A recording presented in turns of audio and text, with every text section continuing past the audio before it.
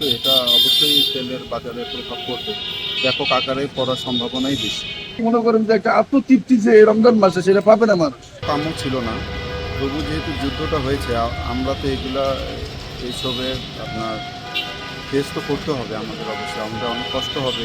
যেহেতু তেলের দাম আগে বাংলাদেশে অনেক বাড়তি ছিল। আর এখন তো দেখা গেল আরও বেড়ে গেছে বা বেড়ে যাবে আরও। কিন্তু বিশ্বযুদ্ধের মতো হয়ে যায় তাহলে তো আশঙ্কা আছে তেলের দাম বৃদ্ধি হওয়া বা বিভিন্ন জিনিসের দাম বৃদ্ধি হওয়া আশঙ্কা আছে। যদি আশঙ্কা হয় তাহলে আমরা তো বুঝি যে আমাদের বর্তমান যে পরিস্থিতি আমাদের যে ইনকাম এটাতে আসলে আমরা এই তেল কিনা গাড়ি চালানো খুব কঠিন হয়ে যাবে আমাদের। হ্যাঁ, আমাদের আয় তো সীমিত, আমাদের আয় তো বাড়তেছে না।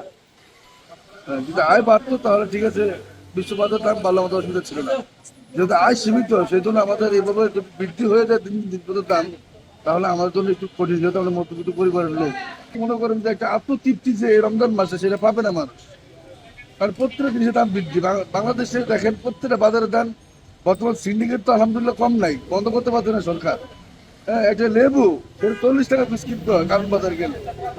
হ্যাঁ, খেজুরের দাম কম নেই, গুড়ের দাম কম নেই, সবকিছু দামই বাড়তি। তো আমরা যারা আছি মোটামুটি কষ্টই আছে, আমাদের বেতন বৃদ্ধি নাই, বেতন যা আছে তাই চলতেছে।